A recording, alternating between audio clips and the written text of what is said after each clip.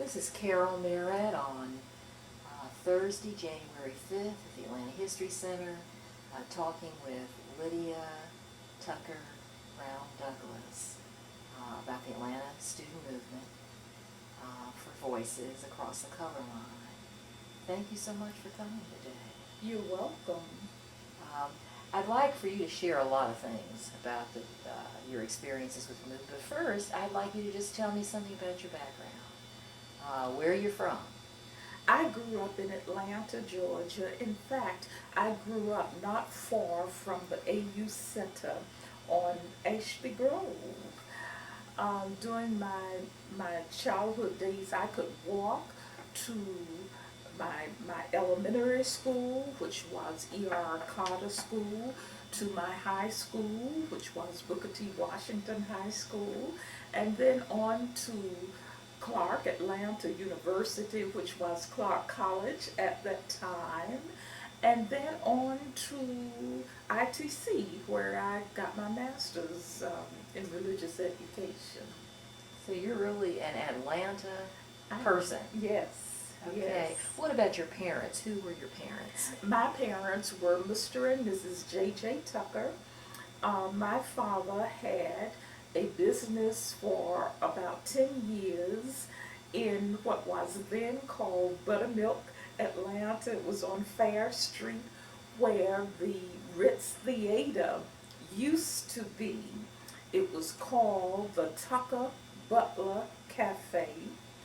My mother was a graduate registered nurse, and Where yeah, had she received her training? Grady Hospital. Okay. Uh-huh. All right. Uh-huh. So tell me something about the neighborhood that you grew up in. At the time that my father bought the home on Ashby Grove, it was the place for African Americans to live.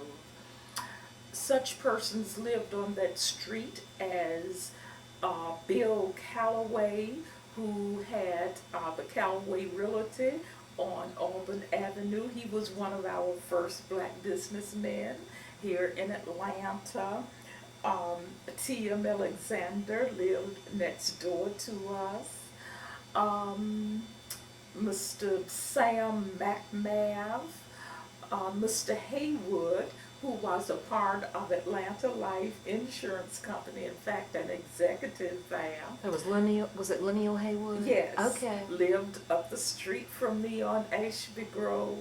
Okay. Those were just some of the people who lived on that street. Uh-huh. But it was the place to live for African Americans at the time that my father bought the home there. Okay. So why then did you go specifically, why did you choose Clark as opposed to any of the other schools in the Well, center? I'll be very honest, I really wanted to go out of the city to school, to Fisk University.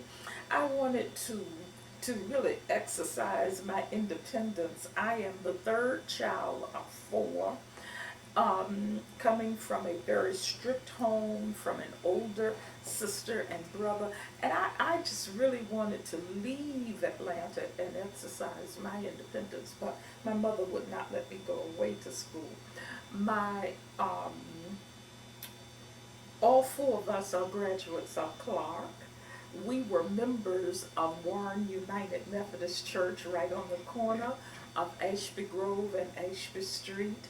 Of course, Clark is the Methodist school in the consortium of schools in the University Center.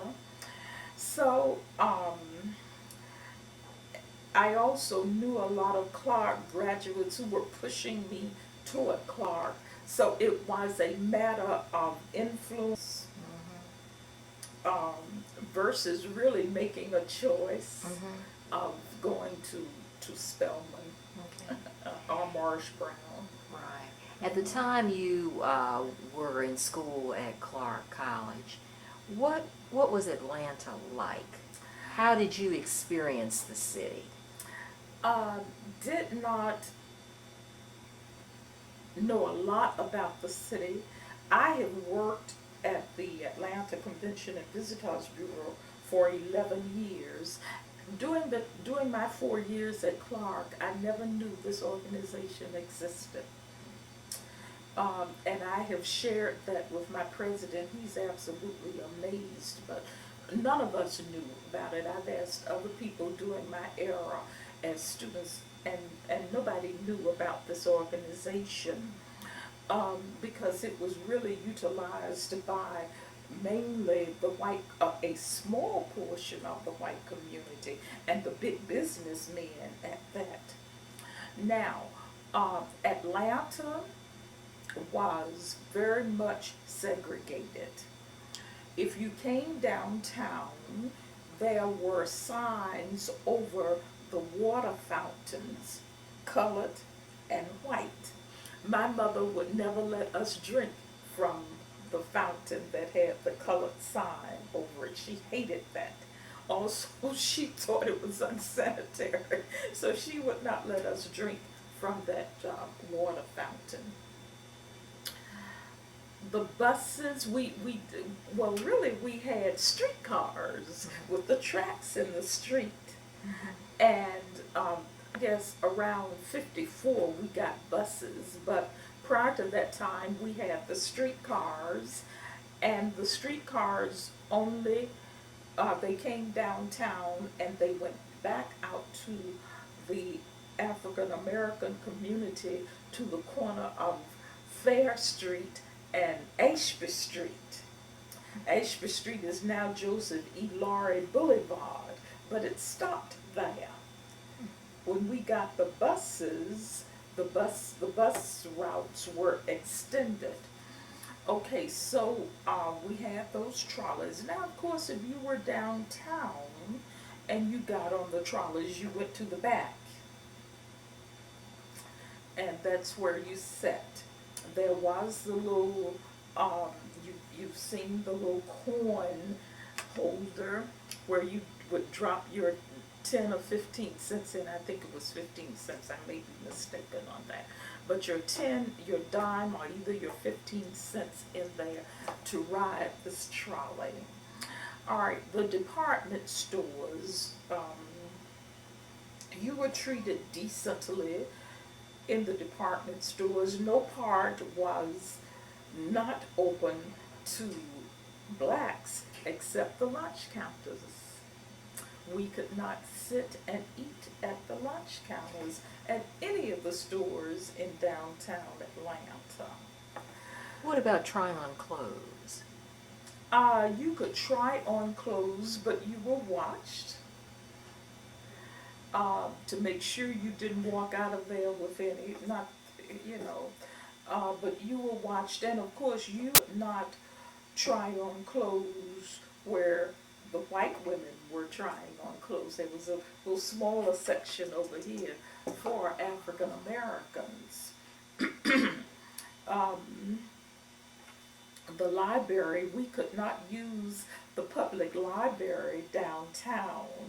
And it's so interesting because after Maynard Jackson, well, during the time that Maynard Jackson was mayor, I became a member of the library board here in Atlanta.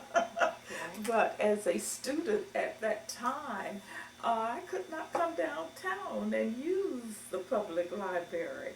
I had to use the one on campus and the one in my community, which was on what was then Hunter Street, and which is now Martin Luther King Jr. Drive. And the library is still there. That was our community library, and it was adequate. The librarian, Mrs. Walker, fought for certain things, and I used to visit that library a lot, especially in the summer. She had a reading program, which I participated in every summer. You had to read 10 books during the summer to be a part of the library club, so that was very nice. The churches were segregated. All restaurants and theaters downtown were segregated. The Fox Theater had steps on the outside of the building that are still there, and we had to climb about 5 flights of stairs in order to sit up in the balcony to look at a movie at the Fox Theater. Doctors' offices were segregated, although there was one doctor in this city who founded the Kaufman Clinic, and he, excuse me, would treat African Americans at that time, but he had a separate waiting room. He died about 2 years ago, but of course he had started treating African Americans. Everybody sat in the same room. I go to his son. His son is my doctor today, and a very good doctor. And guess where he educated his son? Where? At Morehouse School of Medicine. Wow, okay. He's an excellent doctor. So yes, the entire city was segregated. Were there any incidents that you remember in which you had to confront that Jim Crow situation? No, not until I became involved in the student movement. Okay, well, that's kind of what I want to know next. How did you get involved in the student movement? I was a student at Clark Atlanta University. In fact, I was the secretary of the student government. Lonnie King was a student at Morehouse College. The idea of the student movement was conceived by Lonnie, and Lonnie called the 3 top officers of each school together to form the Committee on Appeal for Human Rights. We wrote that appeal, and it was so funny because Lonnie called us together. We met on the campus of Atlanta University because at that time that school had not merged with Clark College. Dr. Clement was the president, and he met with us, and Lonnie said, now we introduced ourselves, and Lonnie said, this is what we're going to do. Is that the first meeting that you remember? Mm-hmm. Okay. And Lonnie said, we are going to desegregate all public accommodations in the city of Atlanta. And I said, we are going to do what now? And he repeated this. I said, Lonnie, how are we going to do this? And he laid out a plan. And I sat there and I listened. And I really didn't know what I was getting into, very frankly, but I kept going back, and I kept going back. Who were some of the other people that you recall from that first meeting where Lonnie made that proposal? James Felder, who was president of the student government, Benjamin Brown, whom I later married, who was vice president, and I was the secretary. We were the 3 representatives from Clark College. From Spelman was Rosalind Pope, and I don't remember her married name right now. Brenda Cole, Judge Brenda Cole, Norma, I don't remember Norma's last name. When did Marion Wright get involved? Was she involved in that first meeting? No. Okay. But let's see, Reverend Bennett, and of course Johnny. And let me tell you this, Johnny lived down the street from me on Ashby Grove. Okay. He and my brother were very good friends. His mother and my mother were very good friends. Okay. And he always calls me Little Lydia.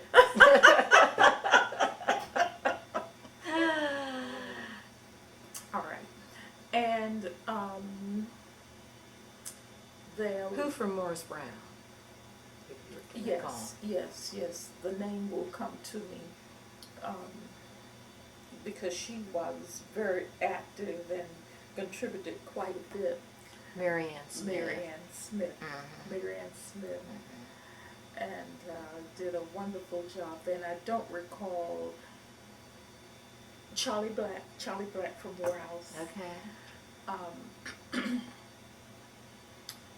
Carolyn Long Banks and Wilma, her sister, were active. They were not at that first meeting. Okay. Pardon me. They were not at first meeting. Marion Bennett from Marsh Brown College. So those are all of the names I can remember at this time. Okay. And those are the persons who formed the Committee on Appeal for Human Rights. And we wrote that appeal, and that appeal was that we were going to desegregate public accommodations in the city of Atlanta. And we got some citizens from Atlanta to pay for that ad to go in the paper. Yeah. So it hit the paper one day and bedlam broke out. Okay. We were accused of being communists. By whom? Just by the white business establishment. Ivan Allen was mayor. Ivan Allen Jr. was the mayor at that time. And we went through some changes with him as we met with him. But even we had one gentleman who had a cane, and he was sitting by Lonnie, and he kept hitting Lonnie on the leg with the cane. Not hard enough to hurt him, but to annoy him. Right. Well, Lonnie King remembers that. Yes. And in his interview, he mentioned I think it was Neely of Ridges. I think it was. He was very ugly to Lonnie. And I'm sure I hope Lonnie talked about it, but he said, and I'm going to tell you what he said, if you bring your behind down here again, he said this to Lonnie, I'm going to have you locked up. And Lonnie said, well, I'll be back. So anyway, we went through those kind of things. Now, the college presidents, I want to say something about that because they gave us support. We were out of our classes a lot, and of course when we went to jail, we were out of our classes. But they gave us support. Not one time did they say, don't do this. Not one time. And President Clement was right there with us. Dr. Broyley, who was my president, James P. Broyley, Frank Cunningham from Marsh Brown, and of course Dr. Benjamin Mays. I think all of them are deceased now, but they were right there giving us support. Dr. Benjamin Mays even wrote a book entitled Born to Rebel, and he has our names in that book, and we were born to rebel against this desegregation here in Atlanta. Tell me about that first day of demonstrations, the first sit-ins. Yes, I remember that so well because I lost reality for a moment after I had set in. I chose not to go to jail. I'm going to tell you, when you make this decision to go to jail, it is a remake of your mind, you know? It's just like when I go to surgery, I have to remake I'm using that term, but it's a psychological thing. So it was a psychological thing to make the decision to go to jail. I did not do that on the first time I set in. And Martin had worked with us and taught us how to be nonviolent. And he said, you don't have to be ashamed if you aren't ready to go to jail. Um, I was not ashamed, I just wasn't ready, and I did not go. But I did sit in. And so the cops came. Where did you go? What was your I assignment that day? sat in at Kessler's. Kessler. Mm-hmm. Okay. Mm-hmm. And They had a lunch counter? yes. Okay. Right downtown. Uh-huh. And the police came and he asked us to leave. And so those of us who were not going to jail had been instructed to leave when we were asked to leave. So some of us got up and left, and I was one of them.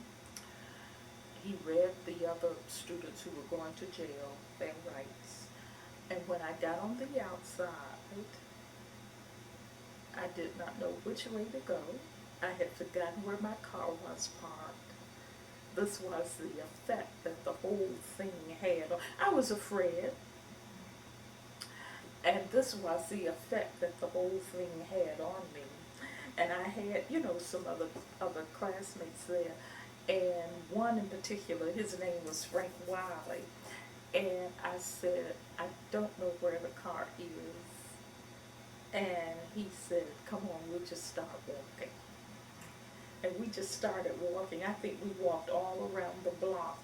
And finally, it dawned on me where the car was parked. I had really lost, touch with reality right then. But finally, we got to the car. Where was it parked? I don't remember now. I don't remember the name of the street, but it finally came back to me. And but he understood what you were going through. Yes, yes. Well, he sat in too.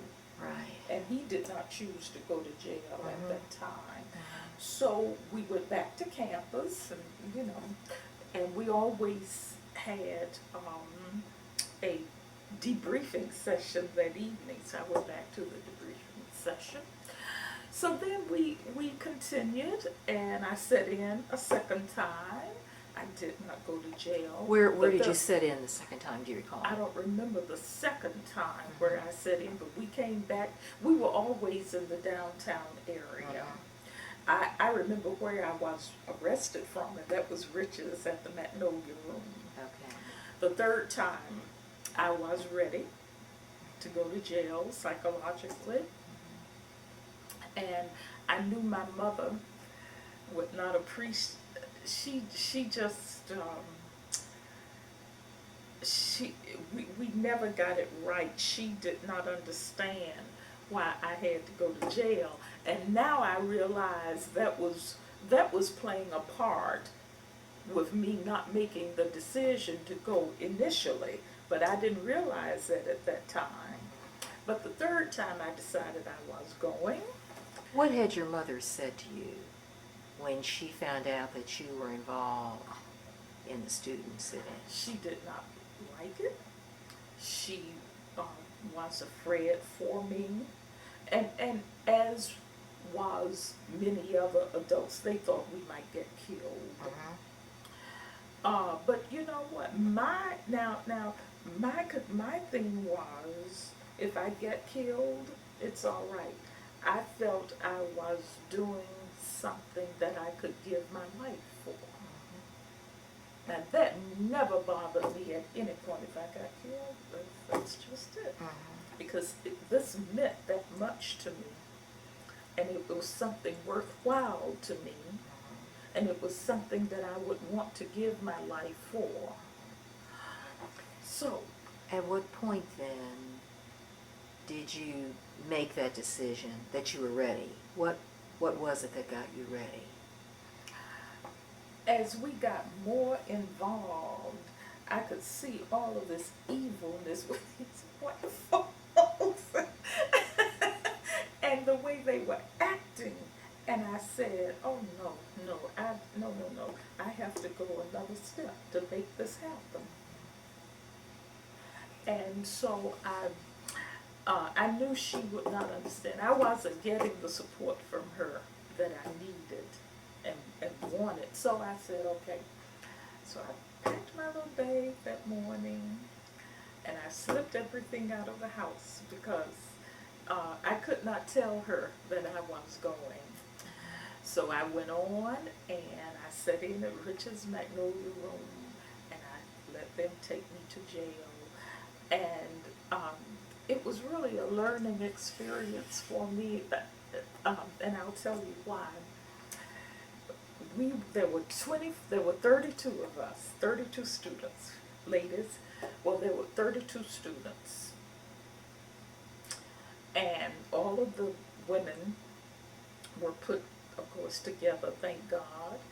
And there was this, what we call large living room, and there were sleeping quarters.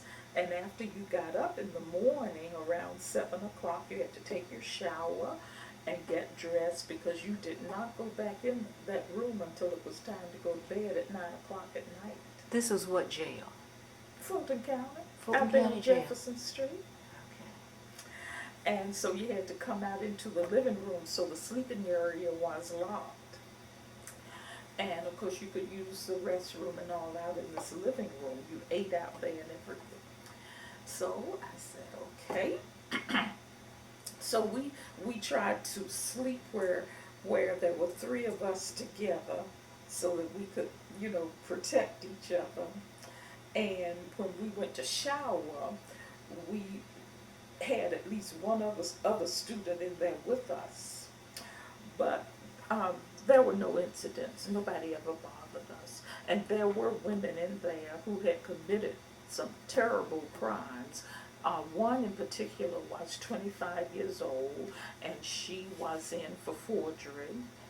And she had, then there was another young woman in there who had beat her husband's brains out with a baseball bat. I said, oh my word, what have I done here?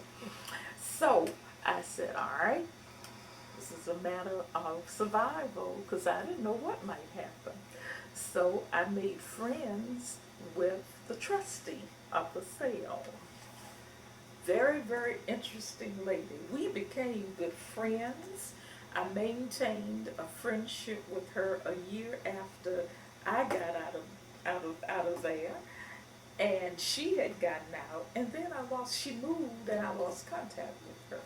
But let me tell you, she said, I used to sit by her and eat, and I said, tell me why you're in here. And she said, I'm in here because somebody dropped a dime on me. And I said, what is that? And she said, somebody turned me in. She was at numbers, handling numbers, And she had a little operation going. And she said that's the way she sent her 3 daughters to Spelman College. And they were teaching in the public school system. And I said, oh. So then I decided, I decided everybody in jail may not be necessarily evil people, but they are there because of survival, and they knew no other way to survive. And that that has stayed with me. That it really bothered me for a long time that she knew no other way, had no other way to get her daughters through Spelman College, because she didn't want her daughters to be like her. Okay? And she said, when I get out, I'm going right back to it. I said, oh, no. And so I started talking. I said, I'll help you. I'll help you find something else, because the place where we were was the place where you come and just kind of chill out, as the kids say, after you serve your time, Well, no, not after you served your time, but let's say you have another month before your sentence is finished. So they bring you to this place. You don't do any work. You just gotta sit back, So I said, I've got to help you. I don't want you to go back to that. I got her telephone number. I gave her my telephone number, and we conversed back and forth for about a year after she got out. And then I lost her, and I never found her. To this day, I just don't know what happened to her. How Never long were met you? her daughters, so I couldn't find her, and that was frustrating to me because you know what? I really liked her. And I wanted that friendship to continue. So anyway, um, I didn't make friends with anybody else. I really wasn't drawn to anybody else, but I talked to the other ladies. That's how I found out about this young girl who had 25 years old, and she forged checks, and the other lady. Now, I will tell you the truth. I didn't try to make friends with the one who had beat her husband's brains out. I was scared of her because I thought she might go off again. How long were you in that jail? We were in there 2 weeks. A long time.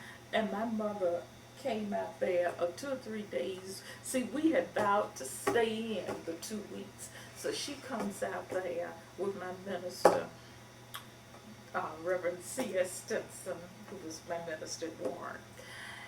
Lydia, I think you want to come out. No, I got packed with the group. I think it was. Well, anyway, I left 2 days before everybody else left. But they understood, was okay, But I was fine. Nobody bothered me. We had our books so that we could study. And the jailers took our books after we got in there. And we had a reporter who came from Time magazine, and we told him they had taken our books, and he said, "Oh, what an interesting story." And of course, when they heard that, all of a sudden, here they come with all of our books, and they asked him not to print it. That was the compromise.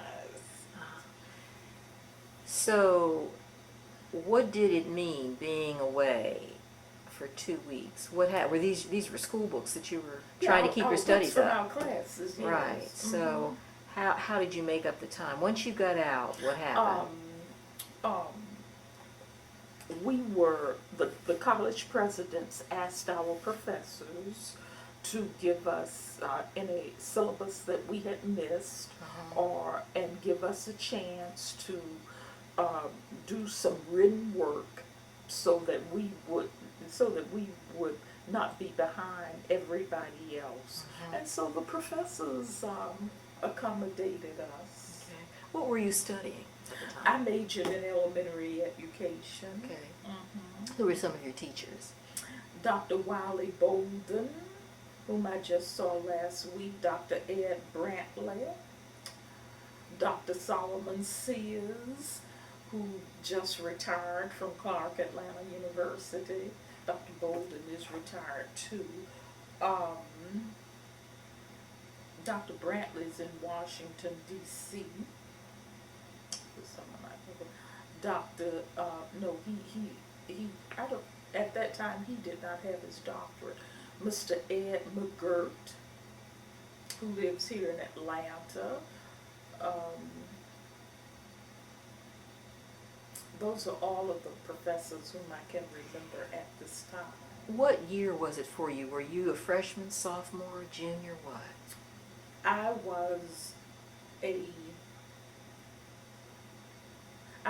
junior. Okay. So then what happened? What kind of activities were you involved in upon your getting out of jail? You got out, do you recall the month you got out of jail? No, I Okay, don't. but then that's okay. When you got out, what happened? What do you call that you did? We went, we continued our efforts, and let me tell you something real interesting. We sent out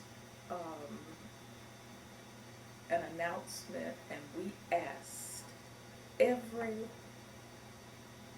black person in the city of Atlanta who, and anyone else who wanted to participate, who had a charge account at Rich's, to send their cards in to Jesse Hill at Atlanta Life, and Jesse would hold those cards until Rich's decided to desegregate. Do you know people did it?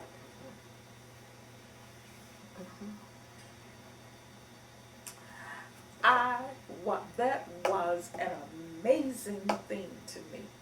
People did it, and I mean, they did it enough for it to make a difference with Rich's. And that was really the straw that broke the camel's back. And so Rich's, the executives at Rich's said, well, my God, we're going to lose all of this money because we did it just before Easter. And they said, oh my God, we're going to lose all of this money.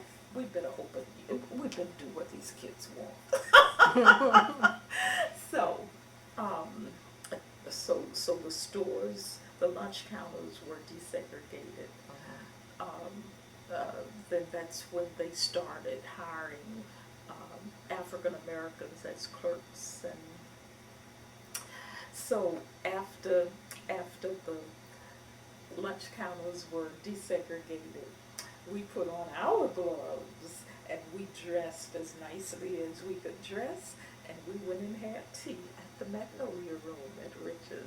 And what was Which that like? no longer exists. But it was, well, what are they doing sitting here? And we got some hostility, but that was okay. We sat right there and had our tea and our little sandwiches, and then we left. No incidents other than hostile remarks. Now, during the course of all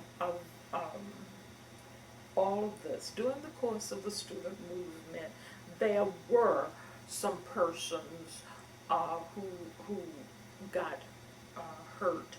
Ruby Doris, the sister of Marianne, got a can thrown at her one day when we were at a lunch counter. But I think it just kind of, pardon me please, hit her on the side of the head. Luddy actually got some, what we thought was acid thrown in his face, but it did not hurt him. I don't think it was acid. That maybe the guy thought it was. But anyway, that was thrown in his face. Then we had another gentleman with us, Frank Holloway, whom you might want to talk to. I don't know if you have that I would name. love to talk. I know Okay, I'm of going him. to give the information. I don't have it with me, but I'll give it to you. Okay. Because Frank is a large, tall African-American man, so oftentimes he always positioned himself in front of us. He was like the protector. And so he can give you some interesting stories. Now let me share this one with you. We walked around the state capitol because, you know, black folks could not go into the state capitol. Could not even go in? You could go in, but you had a certain door to go in, and you know, we were not allowed in the chambers and this kind of thing. Mm-hmm. So we decided we were going in one day, and of course they would not let us in. So then we decided to picket around the state capitol. So the Ku Klux Klan decided they were going to picket too. So they dressed in full garb, and they walked, and we walked. And I looked up at this man with little eyes peering through, and I just said, I just declare. I mean, I didn't say that out loud. I said that to myself.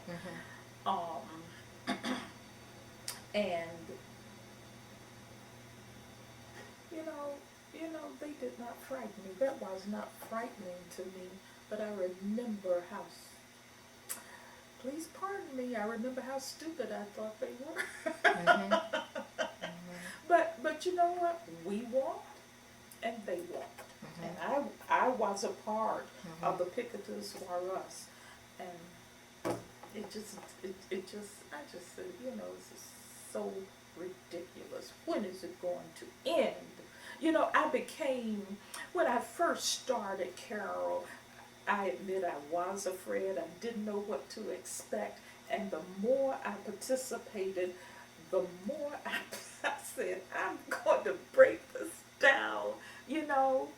And so when we walked with them, I was at that point where, no, not going to be stopped. So that's why I wasn't afraid. That's the mindset that I had at that time. Was that the same march to the Capitol where some of the line was redirected to Wheat Street? Yes. Where they stopped, I think they stopped Lonnie King. Yeah. And yes, he it went was. on to Wheat Street. But as I found out from Charles Brack, there was a group that actually went ahead And that was and marched the group around. that I was in. I see. That was the group that I was in. And we just continued to walk. We had our instructions, and Martin always told us, don't fight back, don't say anything that's not becoming of you with what you're doing. On the day that you were at the Magnolia Room and got arrested, was that the same day that King was also there and was put in jail? Yes, he went to jail with us. Right. We called him and asked him if he would go. Now his daddy did not want him to go. And Lonnie knew Martin because Lonnie was a member of Ebenezer Baptist Church. And he called him personally, and he told him, well, Lonnie, my daddy said I shouldn't go, my wife said it. And so Lonnie said, look, are you either with us or you aren't? I'll be there Sunday. That's what they call Lonnie Sunday. And he was there, and he went to jail with us. Yes, he did. Okay, as you look back on the student, well, first of all, I guess, were there other activities that you were involved in during your junior and senior year at Clark on the protest and the demonstrations and all? No, that was the only one, the student movement and trying to keep up with my studies. Yeah. That was all that I could do. So was that first year of 1960, 61? Yes. That, Yes. okay, right. As you look back on that, what's your assessment of COAR and its strategies and its leaders? COAR. The Committee on Appeal for Human Rights. Okay, yeah. okay. I just called it COAR. They may not have called it COAR. We always said Committee on Appeal for Human Rights, but that's okay. Well, Lonnie gave us very good leadership, number one. Okay. He was a young man himself with a family, and he gave us very good leadership. He was able to pull in the adult community, and they supported us.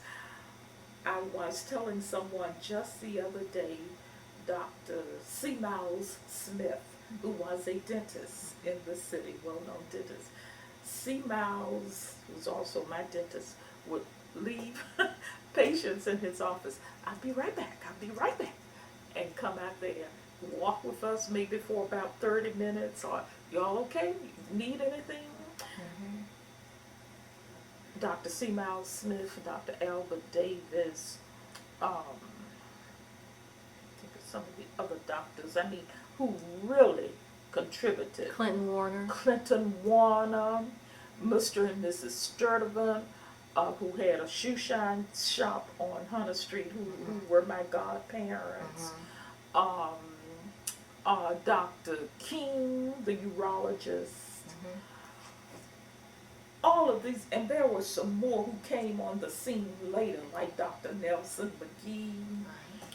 All of these doctors really, and business people, Cornelius King Realty. All of these people really provided for us. We met at Rush Memorial Church on Chestnut Street. They would have soup up there and sandwiches for us. Came from the adult black business community of Atlanta. And consequently, which I know someone else has talked about too, the Atlanta Inquirer was born. Mm-hmm. What do you recall of that story? John Smith, who is now the publisher and owner, and his son, Mm-hmm. John quit teaching and worked with that paper because he wanted to be a part of the student movement. And that's another person whom you might want to talk I've interviewed with. him already. Okay, all right, okay. We're all good friends. We started a friendship. We're all good friends today. Mm-hmm. His family, me.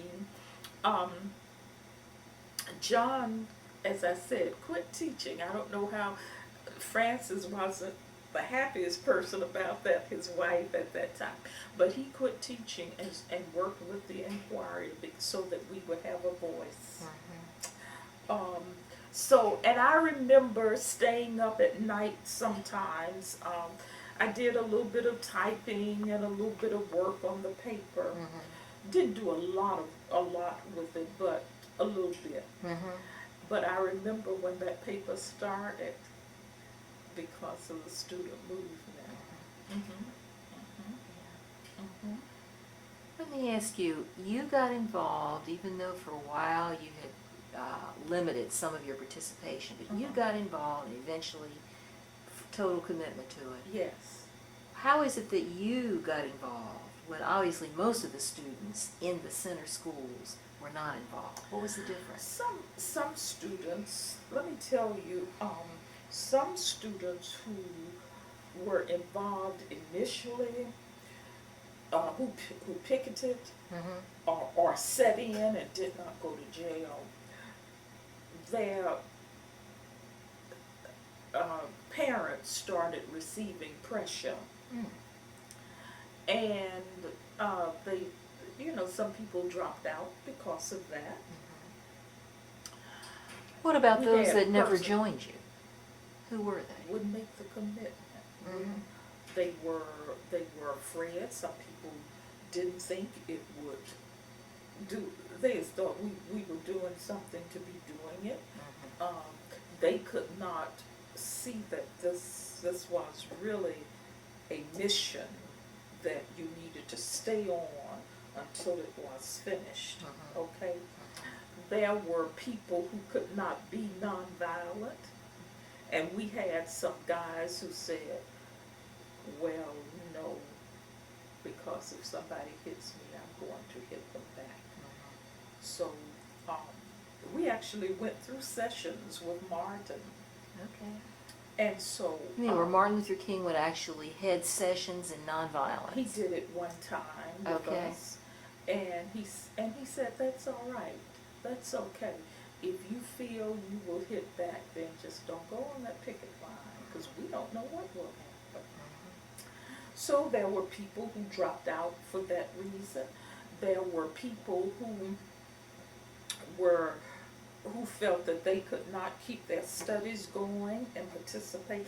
I did not march in June. I did not march in August because I needed to do my practicum for student teaching, and I didn't get in the group to do it because I was involved in the movement, so I had to do it during the summer. So I didn't actually get my diploma until August of 61. Okay. But now some of the other students marched and got theirs in June. It didn't make any difference with me. It wasn't making a difference with me getting a job. You know what I'm saying? So anyway, but some students thought about things like that. Then you just had some people who just could not see the forest for looking at the trees. then we had people who criticized us Mm. for doing this, I mean, students, you know. So people had various reasons for not becoming a part of it. Mhm. Okay, so you came up in Atlanta, and you've lived through a city that's gone through a lot of changes. How do you assess those changes, and how substantive, how significant those changes were as you look at things as they are now? Well, I think those changes were very important. We are, when I say we African Americans, we talk about it. We say now, where are we now? How much good did it do? What's happening now?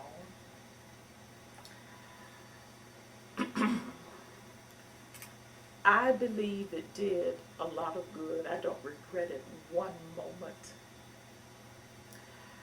Um, Now, one of the problems is that it has not been documented enough. I'm so glad you're doing this.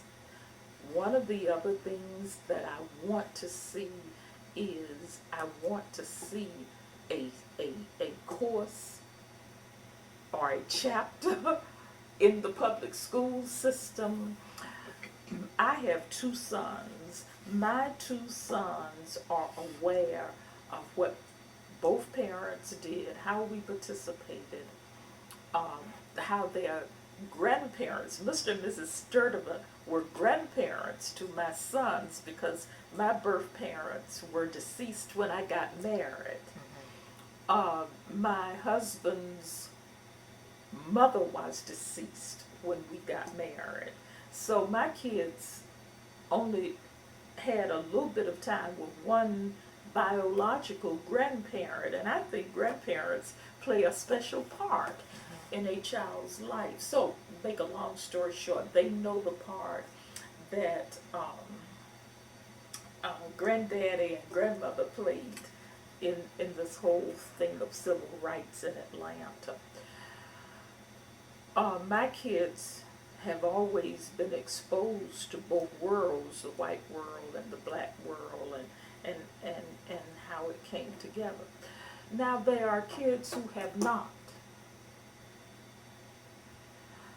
Um, there are kids who can today who cannot function in a, shall I say, white environment. My younger son graduated from Presbyterian College in Clinton, South Carolina, which is a predominantly white school. In high school, he went to a mixed school, racially mixed school, graduated with a 3.5 average. There are some kids who cannot survive in that kind of environment. So, what do you do? I'm talking about today in this desegregated society. If we as African Americans don't provide some type of education and training for those kids, you got a lost generation over here. Right. So, and that's actually, in my opinion, some of that is happening anyway. Okay?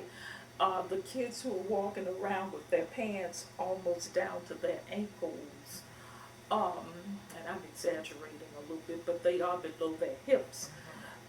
We got to do something about that. I'm real concerned about that, because what's going to happen? You're going to have a lost generation over here.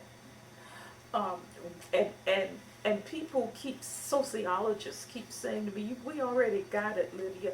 Look at all of these look at all of the young kids who are raising babies. That's a lost generation as far as I'm concerned, because there's no way in the world they can give to these babies what they should be giving to them at their age. They haven't been exposed to anything themselves. All right. So now, some of my friends in sociology are saying that's what desegregation did. I'll tell you the truth, I'm not sure. Okay. Um, in fact, I'm more inclined to say no. You just don't have people parenting the way they used to parent. That's really where I am. Okay. But at the same time, as far as education is concerned, we got to do something about getting these kids. You teach them a trade or something, they got to have some way to take care of themselves.